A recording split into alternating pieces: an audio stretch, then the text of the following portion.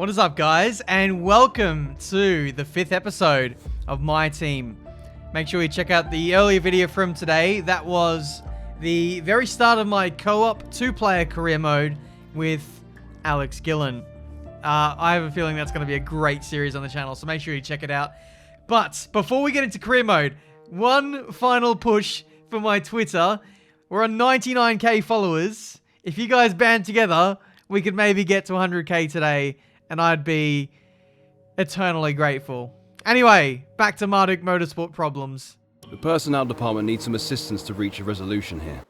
So, looks like we have a mentoring or media training session for Marcus Armstrong. Cost us 50k. We'll get the driver acclaim, which is what we need to boost the team. You handled that well. Thank you. Yeah, absolute no-brainer there. Team acclaim, driver acclaim, it's all the same, really. It helps drive the team forward, which makes us more of a attractive prospect to sponsors. You get sponsors, you get money, you get money, you get facilities, you get facilities, you get resources, you get resources, you've got a faster car. It's that simple. Anyway, we're finally changing the Halo sticker. Jeff absolutely vandalized the car by putting no heroics into Saint Devote. We're getting rid of that, and we're chucking a very pretty rainbow on there. But it stands for a good message. So we're going to chuck it on, and we will work on the facilities. Resource point generation for aerodynamics. It'll only boost it to 56 points. I guess that final 4 points is the setting that we put on to give us reduced resource points. So there you go. In terms of other upgrades we can do, we can't do any fabrication upgrades, which means we get to do simultaneous development. That allows us to do two upgrades in one. Fortunately, we can't afford any of those, so that probably narrows it down for me. I'm probably going to do build time, because actually the amount of time it takes for the upgrades to go on the car is pretty ridiculous, so we're going to fix that up. And then afterwards, we'll work on resource point generation. Because I actually feel like the resource points we do get are actually solid. Even though we aren't upgrading very quickly at the moment. It's the facility upgrades which are holding us back. So faster upgrades means we can do things more quickly. And there's less stuff waiting in the queue if we get upgrades done quicker, if that makes sense. So we'll get that on. Hopefully, I'm pretty sure that passes. I don't think facility upgrades fail. Not from my memory. It's been so long since I've really done, or had to really care about facility upgrades since F1 2020 was doing so well in that My Team journey. But upgrade-wise, we are looking at a major drag reduction upgrade. That'll go on in time for the British Grand Prix, but I'm actually going to divert resources elsewhere. I really feel like the handling of the car is a real letdown. We need more downforce and just more grip in general. So I'm not going to make the car faster unless I have to. So we're looking at a minor front downforce upgrade for 550. That's going to go on in time for Austria. Oh, but we do have the rear downforce upgrade, which failed last episode. So we are going to fix that. That will go on in time for the French Grand Prix, so that'll come on even sooner. So we'll get that going. And unfortunately, that's the department capacity reach. We can't do 2 upgrades at once. Really need to work on the fabrication upgrades. That is the biggest killer for us. So as soon as we can save up the money, and we will, that'll be the next thing we do. I think we have to save up 2 mil, which isn't really coming to us easily at this stage. But looking around at what else we can do upgrade-wise, unfortunately no weight reduction. We're still waiting on the monocoque structure upgrade from last episode. Maybe that'll be on in time for the next race. Who knows? But yeah, things are taking an absolute age to go on the car. And that's all down to the lack of facility upgrades that we have. We're still a small team, and it shows with how slowly we're moving. But what we can do is a power upgrade, because the engine department isn't doing anything at this stage. So we're going to put them to work. Car will be faster in a straight line. And that's about it. Heading into this next race. I'm not too sure what we've got in terms of upgrades. We'll check that in just a second. No chance of rain really for the quali or the race. So we're going to have a pretty straightforward weekend, which is nice to see. Performance index, we are the third worst car. We've got a few upgrades coming in, as we saw. We touched upon those.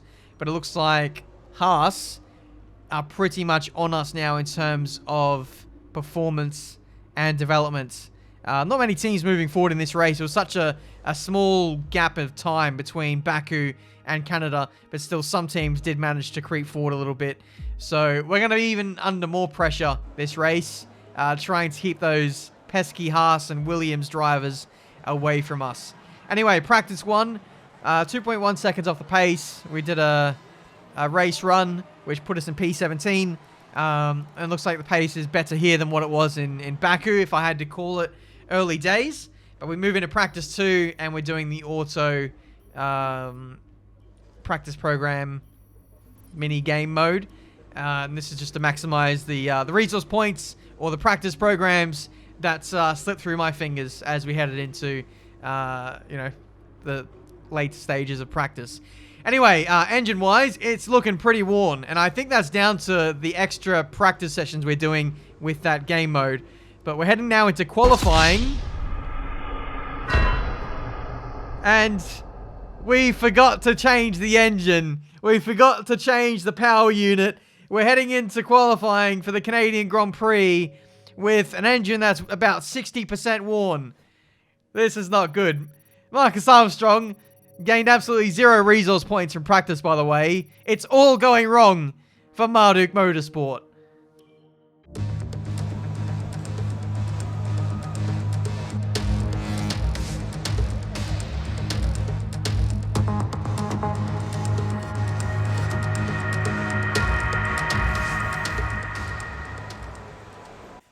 Wow. So, here we go. This is going to be a very scuffed session. Listen, you're not an F1 YouTuber until you rush into qualifying without changing the engine. And, this probably does catch us out like 1 or 2 times every year. And it's caught me out today. I think my mind was just elsewhere. Maybe I was checking my phone or thinking about other things upgrade-wise or whatever. And the engine switch just completely escaped me.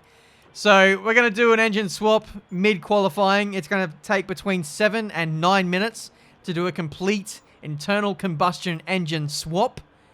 That is amazing from the boys. It's only going to take 7 minutes to swap engines. That is unbelievable.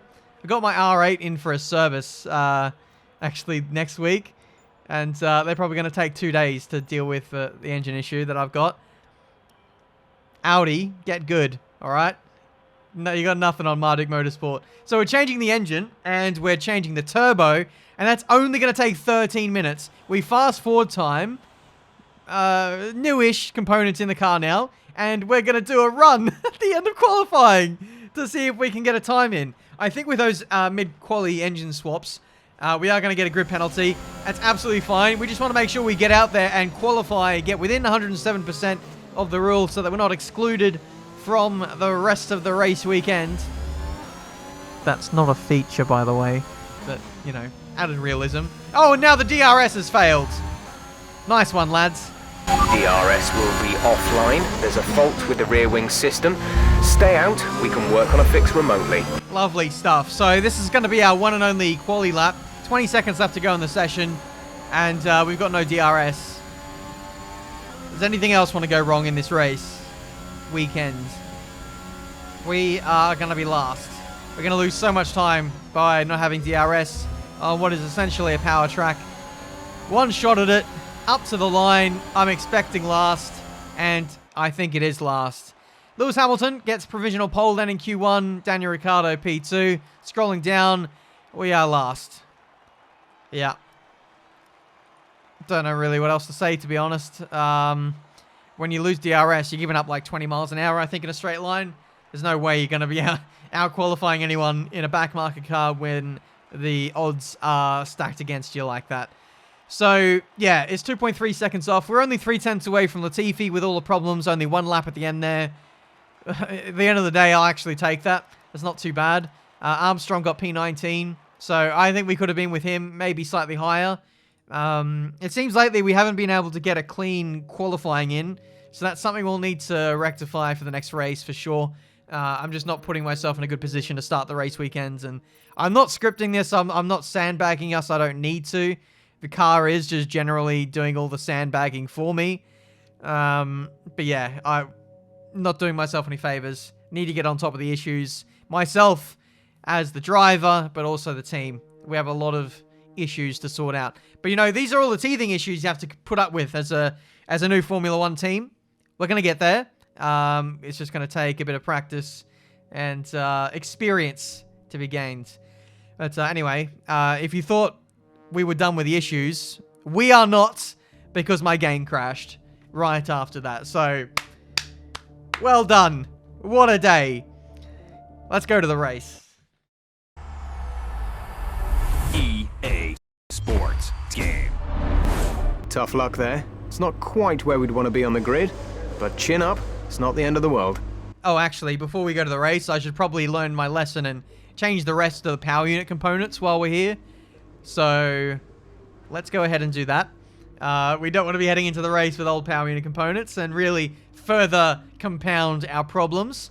So we're going to scroll over to the settings tab. One over, Ben, hurry up. There we go. There's the power unit. And we're going to change out the MGUK, the MGUH, energy store, and control electronics. We're going to take column 4 now. And we may as well just use another brand new engine. We're starting last anyway, so we're going to get some benefit. The durability on our components so far hasn't been great. If I had to guess, I'd probably say we're going to use about 5 engines this season. But there we go. Anyway, time for the Canadian Grand Prix.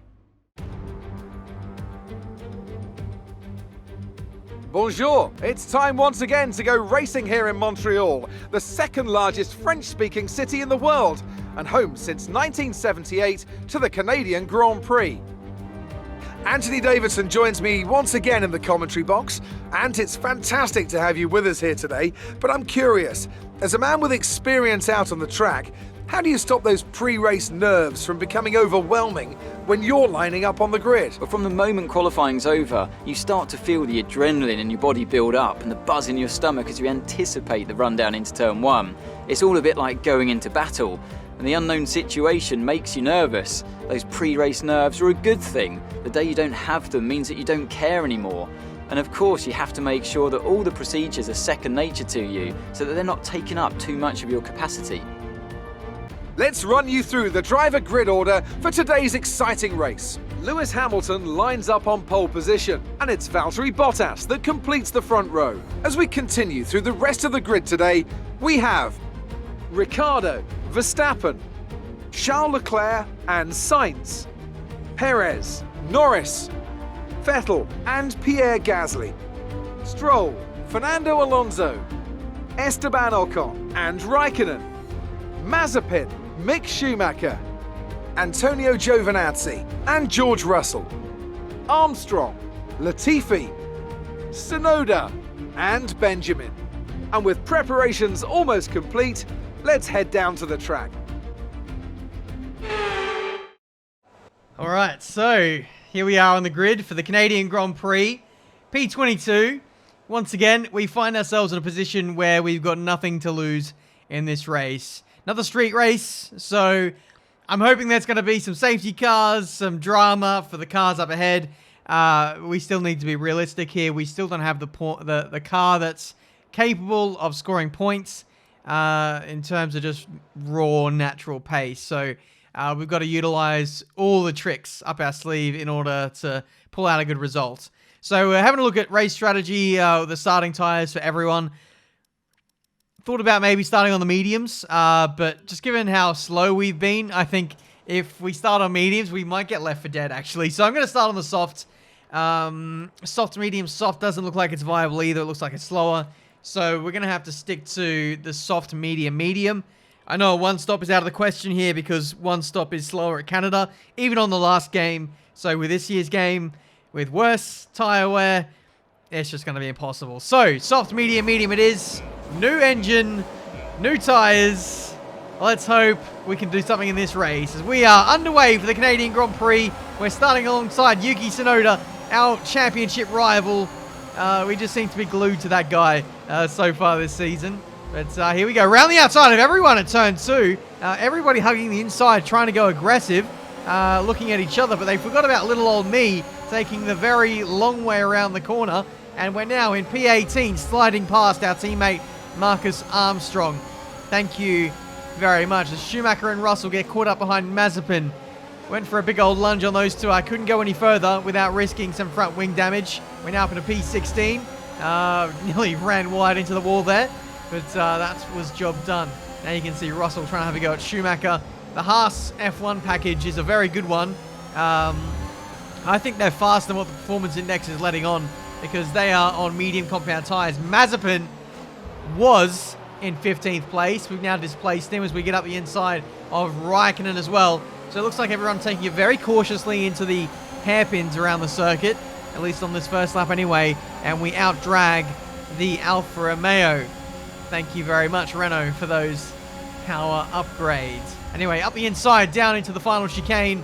That is job done. A net gain of 8 positions on this first lap.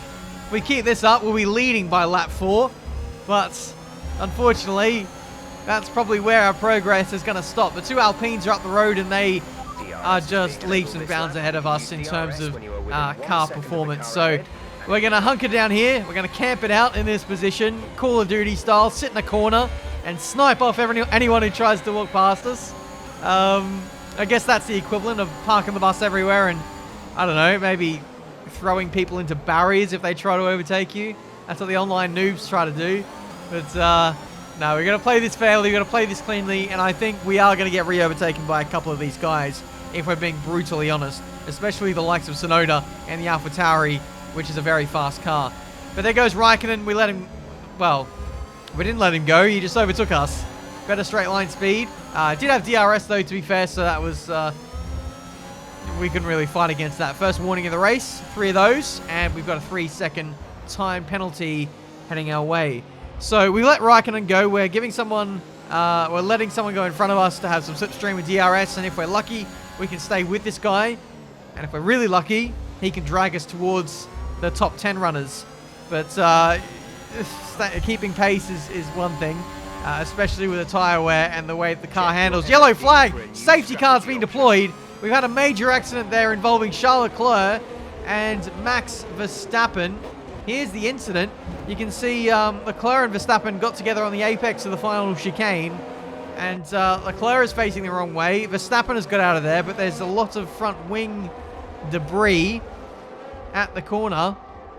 Oh no, Max has lost his wing on the wall just trying to get out of there. So here's the replay. Max, oh no, it's exploded. That's a front wing exploding on F1 2021.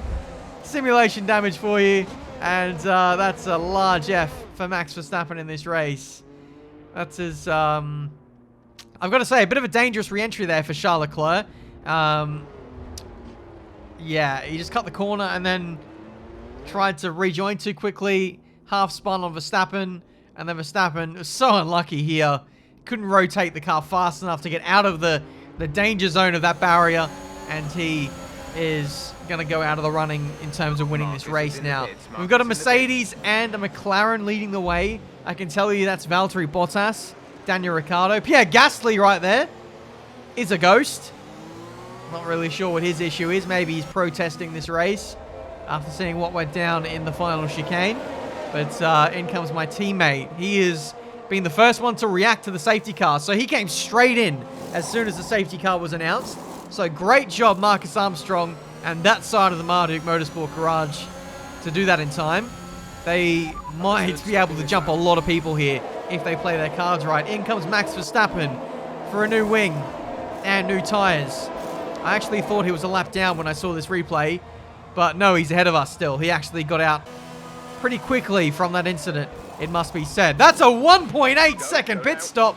And I tell you what, if Marduk Motorsport didn't get the world record at Monaco, they have it now here in Canada. That is for sure the world record. Don't think anyone's done faster than that. Can't wait to be proven wrong down in the comments.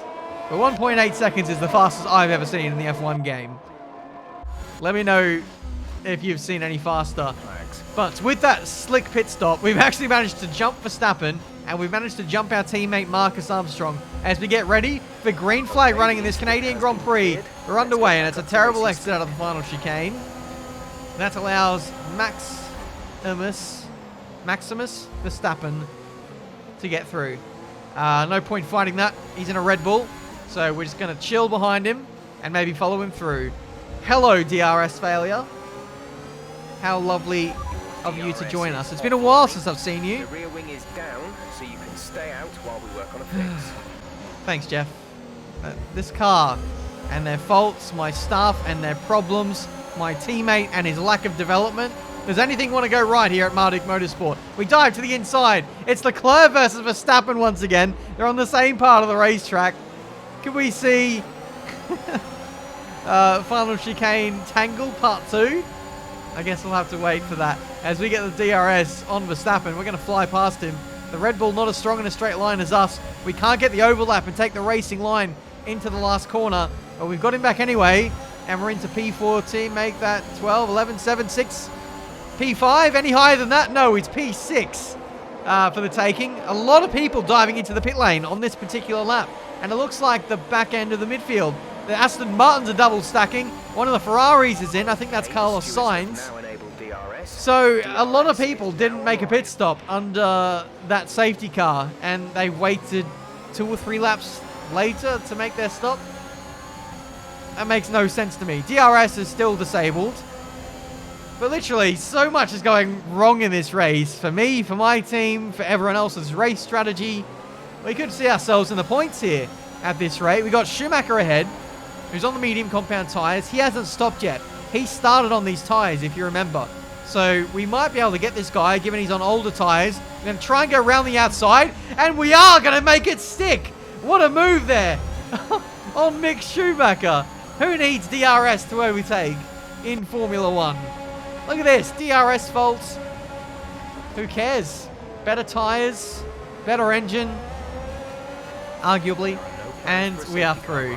Tsunoda makes easy work of us as he goes round the outside into this hairpin. I can't remember if he's on the same strategy as us. I think he is. I think only the Haas drivers started on the mediums this race. So, we are on the same strategy as Tsunoda. Once again, we're joined at the hip with him, and probably Mazepin as well. Tsunoda and Mazepin, we've always been battling these two guys, and once again, the battles continue as we run down into the hairpin. Bit of contact with Tsunoda. I think I squeezed him a bit too much there, so apologies about that. That's the last thing I want to do. I don't actually want to be a dirty driver. I don't want to be squeezing people, but sometimes it just happens. Now, Mazepin blocking off Tsunoda on the outside line, and that means we get his position, and we're able to keep Tsunoda at arm's reach for the time being as Mazepin falls into the pit lane. We defend the inside down into turn 1, and that is now P5 in this Canadian Grand Prix. It's not going to stay this way, especially when there's so many fast cars approaching. Speaking of which, that's Sergio Perez in the Red Bull. Just made quick work of Yuki Tsunoda. He's going to very quickly get past us as well. Speaking of, he's probably going to do that now as he gets DRS on the run up to the line. Yeah, just going to lift off there. Let him go. We're going to get his slipstream and DRS. Couldn't stay with him long though. He's gapped us already, and Tsunoda is now having a shot down in turn 1. Again, nothing we can really do. We can use battery, but it gets to a point where using battery is futile. It's actually better to let the faster car go through and take their slipstream and DRS. You know, we've got to pick and choose our battles, and fighting with AlphaTauris, fighting with Ferraris especially, is only going to hold us up and drag us further back in this race. That's why my teammate Marcus Armstrong isn't doing so well at this point. Because if you remember, after the first round of pit stops, he was not too far behind me. But I think he squabbled a bit, and just that tail end of the midfield has been tangling with the race leaders, trying to filter their way through. Whereas I have just let people go at times, and I think that's actually helped me in my crusade of trying to hang on to some points in this race. We've got 15 laps to go. We do need to make another stop, which is coming quickly. And that is actually coming on screen now for Fernando Alonso. He's coming in for the undercut. It's actually our pit window now on this lap, so we respond 1 lap later. But I'm a bit worried that Alonso is going to get the jump on me here. So, again, we're going to have to lean on Marduk Motorsport to give us a good stop. We're up against AlphaTauri in the box. A lot of people in the lane as well. Alfa Romeo guys are in too. Out we go for a 2.4 second stop. It's not great, but it's enough to keep us ahead of Yuki Tsunoda. Alonso, though, with a mega undercut, gets P9. Okay, you're in the top 10. Amazing. We're in the top 10. And now, we're not in the top 10. Thank you for the jinx, Jeff. There goes Tsunoda up the inside with a cheeky front right lockup. I think we're going to continue to slide down the order here. When we get to the back end of our tyre stints, the car just feels very skittish in the sense that there's just no grip on the rear end. And on approach to corners, the front likes to slide a little bit. There's just a lack of mechanical grip. And this car is already slow enough over one lap and when the tyres are fresh. But when the tyres degrade a bit, that's when the differences in pace really start to mount up against our rivals. That's definitely something we need to work on, as well as the front downforce upgrades. But anyway, there's a massive squabble here between Schumacher and Mazepin. They're holding up this massive group of cars. We could still get points if we're lucky, but we need to get past both Haas cars. We bump into the rear of Charles Leclerc. Somehow no front wing damage. We've got away with that. But we just seem to be getting held up massively here. And I just am not making the right decisions because people keep sliding past me while I'm being patient, waiting for a gap to open up. Raikkonen is lining me up for a pot shot next. Here goes Schumacher and Mazepin side by side through the middle sector. It's a roadblock. I think Schumacher's out as he slowed down and lost someone's front wing behind him.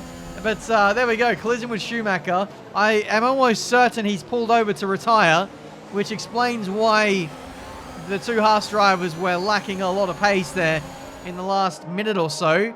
Mazepin was having an absolute mare trying to get past him. It's in the end, finally does so before Schumacher drags a few people out of this race with him. Anyway, Mazepin is up next. This is for P10. We can get points today if we overtake a Haas. But Lando Norris has other things to say before we get there. Yellow flag. Norris has to back off as we fly past that stricken Haas. That's warp speed. So he backs off. We're going to have a clean shot at Mazepin now with Slipstream, DRS, no rich fuel mixture to play with. And for the second time in this race, Mazepin helps me keep a position. This time he blocks off Lando Norris before pulling into the pit lane himself. So we hold P10 for the time being. But at a rate of 1.8 seconds per lap. What's the point? The McLaren is so much faster.